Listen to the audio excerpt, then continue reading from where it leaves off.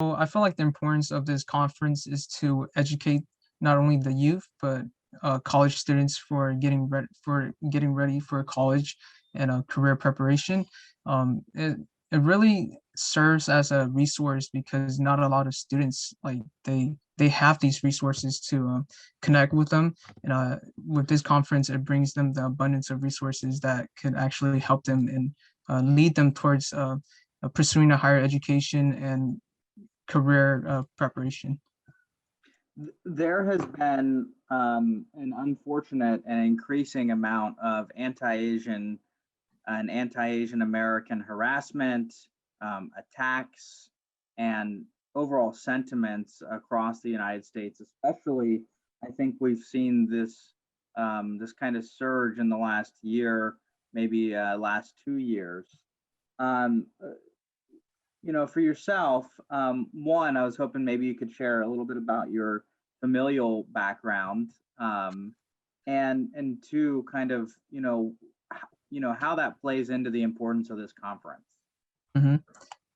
So my family and I came over from Thailand from a refugee camp in 2004, and with this, I feel like I've been exposed to a lot of anti-Asian settlements, and mm, growing up, I feel like I wasn't really welcomed into the community. I feel like that's for all Asians that have been in the United States. Hold up, sorry. No problem. It's okay. That's the glory of Zoom, right? Yeah, there's the background noises. Uh, so wait, sorry, could you repeat the questions again? I apologize. Yeah, no problem. So yeah, so let's start off by kind of talking about your familial background. Are you Hmong? Yes, I'm Hmong. Yes. Okay. Are you from Thailand, or are you from where's your family from? My family's originally from, it goes way back where Hmong people came from China and then we migrated down to Laos. But my family's from Laos, and then because of the war that they had, they call it secret war, the communism spreading down in Laos, we had to flee to Thailand. I was born in a Thai refugee camp called Wat Takabot in Thailand, in the refugee Wow. camps. Yeah. So your family fled from Laos uh, to escape persecution, fled to Thailand, and eventually, like so many other immigrants around the world, made your way to America in hopes of a better life. When you got here, and growing up here, what has been the challenges, I suppose, and how did you feel, if you could maybe describe that? I feel like the biggest barrier is knowing English. That has been like the biggest barrier because when you don't know English, like you can't connect with anyone at all. I remember my dad wanting to get his driver's license, and because he didn't speak English, it was very hard for him to get it. Um, my auntie, um, a lot of our cousins didn't really lend a helping hand, and that's a hard part for us because that's we didn't know much of the resources or information to get to school, to get to to get a job, and that's like a big barrier of not knowing English. Hmm. And you said that in some cases you didn't really feel as if you were welcomed into your community. And Yeah. where are you from in terms of California? So when we first came to the United States, we were living in Merced, and I guess uh, I think by then pretty much a lot of Asians filled the communities, and I guess I lived in a little bit a neighborhood that's more of you could say it wasn't as diverse, and so you can like see that a lot of kids they pick on you because you're not white, or you're a different minority, you're yeah. Hmm. And did you feel welcome there? N- no, not at all. I feel like a lot of kids they didn't see me as like one of them, so they didn't really lend me a hand, or they didn't like, befriend me. Hmm. I'm Yeah. sorry. I'm so sorry. In the last year with and really in the last, I would say, few weeks or few months, we've seen these um, awful attacks on Asians and Asian Americans in the United States. What has that what kind of reaction have you had to that, and how, how do you feel when you see these sorts of incidents happening? Just excuse the noise in the background, but these attacks, seeing them on news, social media, I feel like I was a little bit outraged. It's crazy that racism still exists in today's society. We could see the trend throughout history. It's been the same. Nothing has it rarely changed, but I really feel outraged because I feel like deep down inside we're all human. We're not much of a difference. Our Because of adaptation, we have different skin color, we have different hair color. Not a lot of people educate themselves to see that we are not much of a difference. um, I remember watching a Rick and Morty episode where they had this episode about snakes being racist to each other, but then deep down inside they're all human. They're deep down inside they're all snakes, and then there's like not much of a difference. And then I compare it to like our society nowadays, and I feel like when people are doing that, we're just hurting ourselves, and we're not bettering our community. So I honestly wish there was a way to, educate these people that we're not much different. We're human. We're all humans. And so yeah. You're doing it right now. It's these types of conversations, and especially putting it out in the public scope that I think can, even if it's just one person, maybe change a heart, uh, and if we're lucky, change a mind. Yes. Um, have you faced any sort of attacks, any sort of anti Asian sentiments, and especially recently? No, not recently. I've been staying inside because the society has become a scary place. But no, I haven't. But when I was younger, I would get picked on. They would ask me, where I'm from. Am I Chinese? I should go back to my own country. But then I'm like, Hmong people, we don't have our own country. We sided with the CIA, and then we made an agreement with them that if we lose the war, that we will have the opportunity to come to the United States. Yeah. Well, and this country is everyone's country. Yeah. That's just the reality. Yeah. Uh, we're a nation of immigrants, and I think that's It's yeah. a lot to be proud of. Yeah, and it's funny how when they say you go back to your own country, but if they trace back to history, this country actually belonged to a different group of people. Yeah, it's transformed in just a few centuries, and that's yeah, that's the reality. Um, Talk to me about then the importance, and what you've seen in these recent attacks, the recent sentiments, and that importance right now of this conference, and anything that we can learn from this, and anything that we can do, I guess, as we move forward as a society. Wait, I'm sorry. So that was like a lot of information to take in. Could you repeat that? I'm Sure. sorry. Yeah, yeah. Let's start. Why don't we start off with just kind of one at a time then? First off, with all of the recent attacks, especially on Asians and Asian Americans, the importance of this conference here at Sac State today.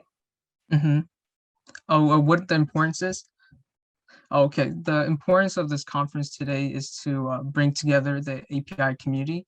We're offering resources, guest speakers, to uplift and motivate these scholars, these youth and college students, so that they pursue higher education, and so that they could also see like there's a lot of anti-Asian happening in the community, so that they could, maybe come together and uh, strengthen maybe the community as a whole.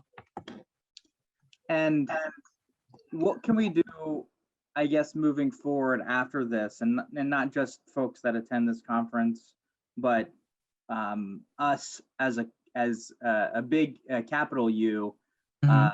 capital W, and we as a community moving forward to help empower, to be an ally with the API community, and to prevent future attacks like we've seen in recent months. So you're asking what are ways that we could okay. Um I believe some ways that maybe we could all come together. Maybe we hmm sorry, that's like a that's a very good question, you know. That's okay. Um Yeah. Well, what would you like to see in terms of folks? Do you want to see people stepping up?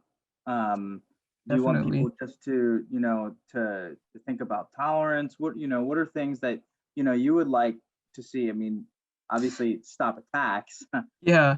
Um, I feel like a lot, not a lot of Asian Americans they speak out about this, nor they go and they make actions because we're a minority group. But I feel like a way that we could better stop these attacks is maybe we could form programs, maybe advocate, come together to form maybe an alliance or you know something in the community that will bring everyone as a whole together so that we can educate people about these problems and maybe make a difference. Sorry, I don't really have like a good answer to that question, but maybe coming together as a whole community, No, it's okay. That's okay. I know I threw a lot at you, so I'm just trying to see, if there's anything you have. But I think, there's a lot, and I've heard this, clearly before, especially when we're talking about a number of the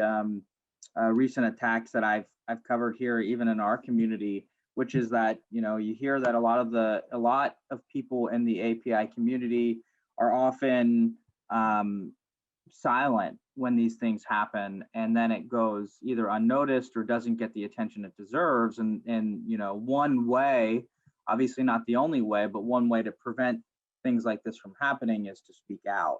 hmm And because then it gets folks like myself aware of it, so then we can pursue it as a way to make it public and make it known. yeah.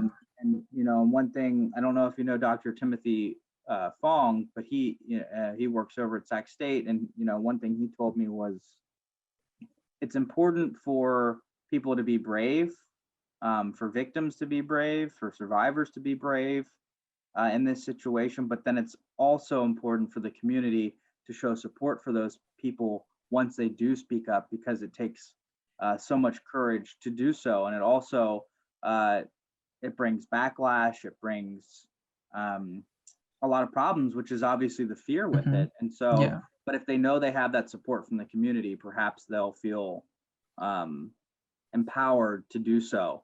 Yeah, a lot of these elders they're very scared because they know that we're a small group of minorities. There's not a lot of Hmongs out there, and then I feel like if they were to speak up about it, I feel like they don't have the confidence to, because they don't want to like extend the problem, or they're not confident to enough to like really report the problem, because they just want to stay away from that the drama. They don't want to get more involved into it. They're they're scared. My parents, they're scared too. They don't want to cause problems, or they don't want to get involved with like the kind of the problems that are happening in our community. So sometimes when stuff like this happen, they just try to like downplay it. They don't really want it to make a big issue out of it. So I feel like that's the thing where a lot of Asian elders, they're scared to like make more problem out of it. Yeah, there and obviously, especially with your parents' background, having had to escape persecution, the whole fear is that if you speak up, then you become a target, right? And Yes. and there's historical context to that. And in America, I mean, that's the case too, I suppose, but in a very different way. I mean, I would like to say for the most part, we attack people with our words, and that's I suppose the most respectful way to do it, and that's the way that we also create change. Now, obviously, it can create more attacks and it puts you as a target, but yeah, I think you know the speaking up portion is what can potentially at least bring some light to the issue, and that's kind of like what you're doing now. Yeah. I definitely have to bring that up to their attention. I feel like not a lot of elders, they get involved into politics, and this kind of like uh just this kind of like problems, because they're still they still have that mindset where they're scared to speak out, because like the communism and all this kind of stuff. Maybe Mm, if we change their mindsets, maybe one day they'll come out and speak up too. yeah. Well, or you're doing it. You kind of take the reign, and it's Yeah. people like you, especially that younger generation, that starts to speak up and gain placement and power in your community. And I appreciate it. Yeah. Good to see. Um, T, do you have any photos from when you were a kid, or any photos from when you were in Thailand? Yeah, I do. Is there anything that you'd be willing to share with us for our broadcast tonight? Yeah, definitely. Awesome. If you want, you can. My cell is at the bottom of that email, Hmm. or you can just shoot them over in an email, and we'll put that in our broadcast tonight at 5 and 6. Besides that, anything else I didn't ask you? Anything else you'd like to add? I think that's pretty much it. I'm a Hmong refugee coming over, and I'm just having that American dream. Maybe one day I could be successful. um, I'll shoot you. I'll send you a couple of photos of pictures of me when I was a kid in Thailand. Yeah. Awesome, awesome, super excited to see it. And Sorry, how old are I was a you? little bit. Oh, go ahead. Go ahead. How old are you? I'm 19 right now. Okay, and you study at Sac State, right? Yes. And what are you studying? I'm majoring in criminal justice, but I want to switch over to business. I know. I feel like for me, I want to become a judge or a lawyer, but I feel like it's not within me to make a decision to send a person to jail, because uh, I feel like the system still needs to be changed, and I feel like for myself, I would feel guilty if I were to prosecute, or I wasn't able to defend a person and they were uh, falsely committed and charged. I feel like I want to major in business so that one day I could be a wealthy person instead. Wow. Yeah, that's Yeah. a way to look at it too. Yeah. Yeah. Okay. So I'll say that you're want to pursue a degree in business. Yes. Is that fair? Okay. Awesome. And did you grow up mostly in Merced, or did you move to Sacramento at some point? We moved around a lot. I felt like we struggled. And we when we moved to Merced, I think a couple years later we moved to Wisconsin in search of a job, because in Wisconsin there's like a lot of job opportunities there. And then we moved back to Stockton, because my dad wanted to pursue an education too, but unfortunately he wasn't able to complete that. And then after Hmm. that we moved to Sacramento. So we moved a total of like four or five times. Wow. Yeah. Wow. Wow. And is there one place that you call home? I would say Sacramento. Sacramento. Sacramento? Yeah, Okay. I spent a majority of my life here in Sacramento.